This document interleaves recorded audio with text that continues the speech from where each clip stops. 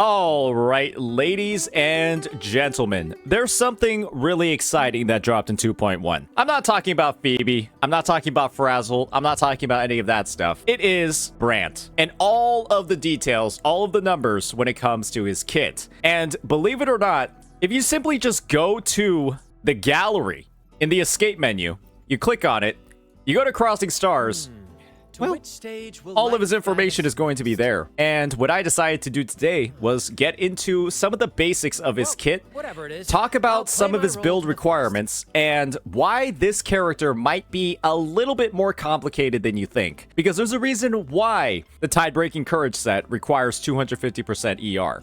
And there's a reason why it's tailored for him. So let's get right on into it. So with that, right off the bat, you're just going to see some details about him. We're not too interested in this stuff for now. What we're interested in is his skill tree.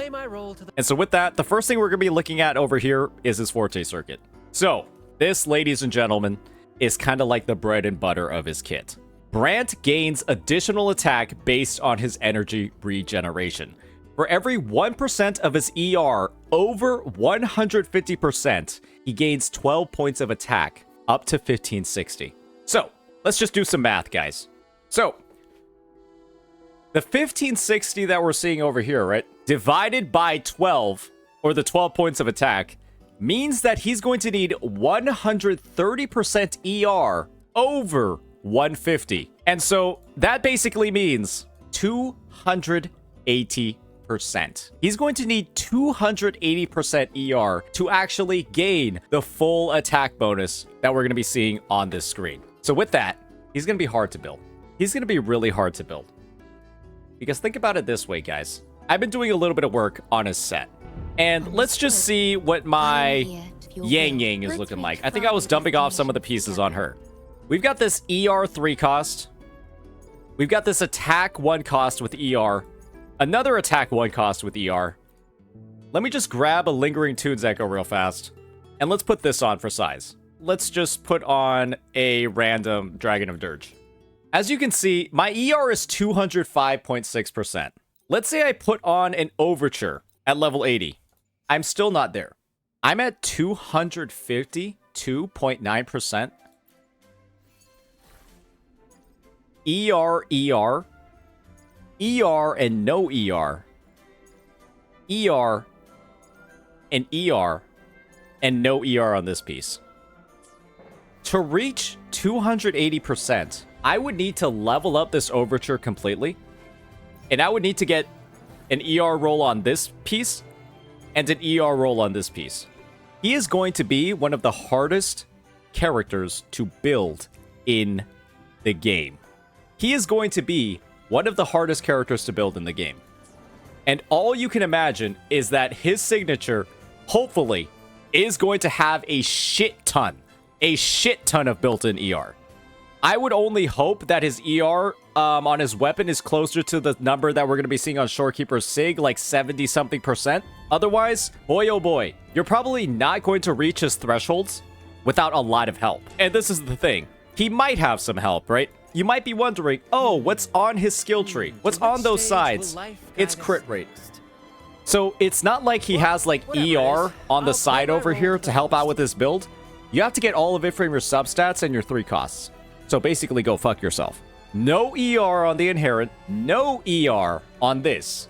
So you might be thinking, my gosh, is this character even harder to build than Rosia? And you would probably be correct. If you said yes, this character is harder to build than Rosia. Brant might be one of the hardest to build characters in the game because you have to get exceptional substats across all of his echoes, exceptional crit values as well to make use of the fact that, I mean, he doesn't have that much in here, and just nothing in his kit gives him any ER at all. So do keep that in mind.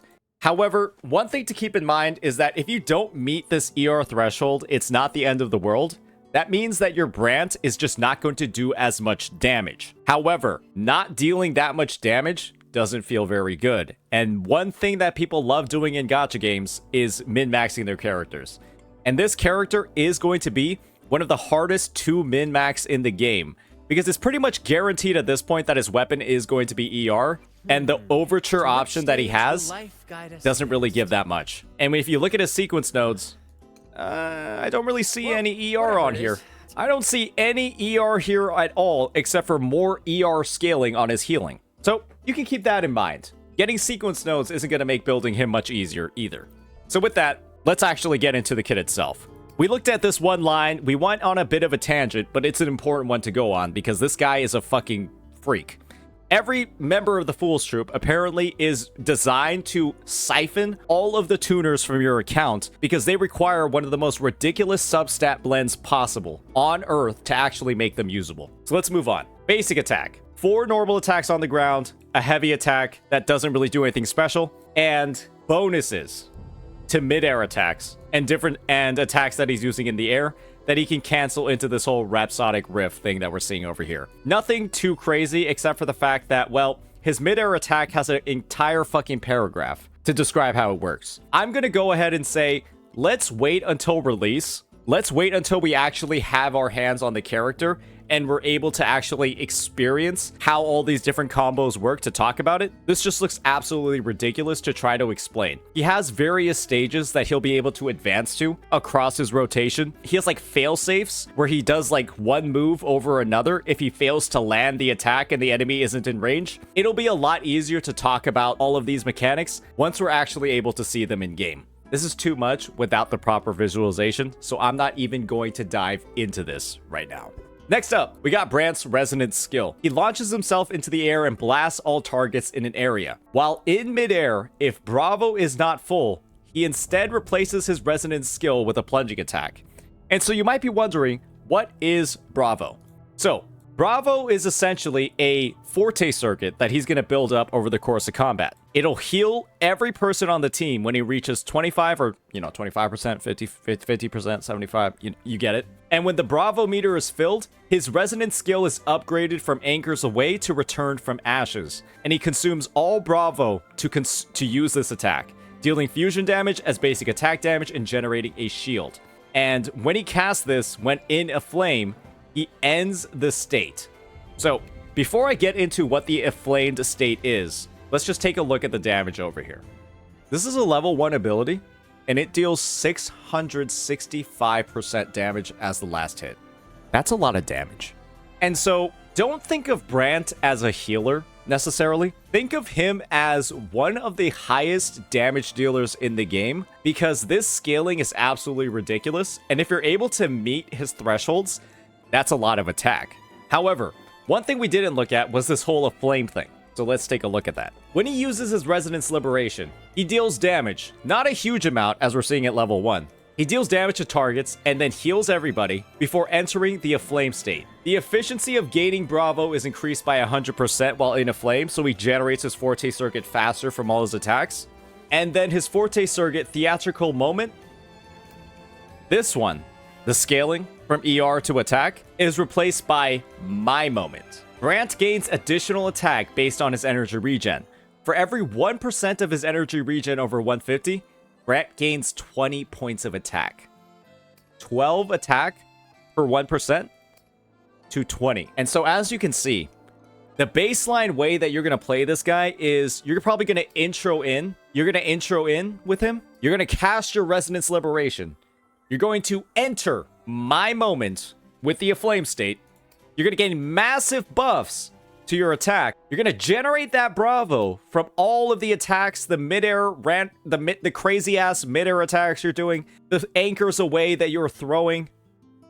And then once your Bravo reaches 100% after you're doing all of that attacking, you're going to drop one of the biggest nukes in mankind with his Forte Circuit Enhanced Resonance skill. Because this thing is going to be fucking nuts. If you have this attack bonus and then this scaling, do recall, this is at level 1. Guys, this does more damage at level 1 than Phoebe's level 10 Liberation. Phoebe's level 10 Liberation has a scaling of 400% attack. This has 665% as the final hit of the ability. Obviously, he's not going to have as much crit stats because he has to build into the ER, but you can see where this could get a little bit nuts, especially with all of this scaling that you're going to be having down here.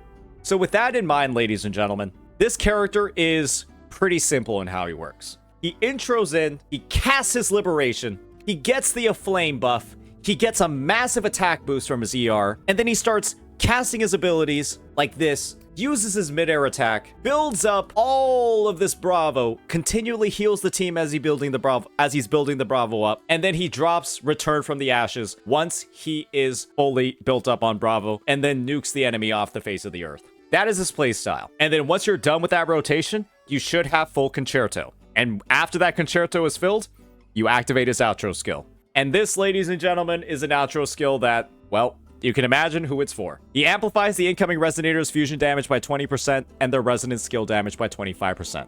This is for Chang Li. With convention, then Chang Li finally has a partner.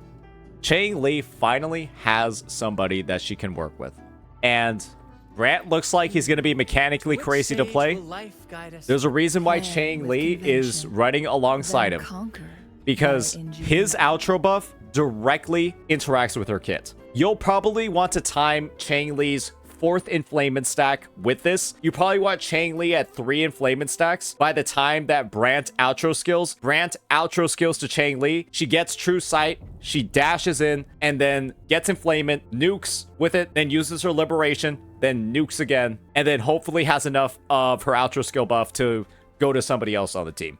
I do think a strong team potentially is going to be Shorekeeper, Brant, and Chang Li, where you go from Shorekeeper to Brant to Chang Li, and then you use Chang Li's outro skill buff to buff Shorekeeper's liberation damage and her discernment. And I think that's kind of like the rotation that you might want to use. Shorekeeper outro to Brant, outro to Chang Li, outro to Shorekeeper.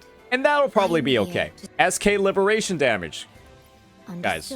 Discernment does resonance liberation damage. So Chang Li buffs Shorekeeper's discernment.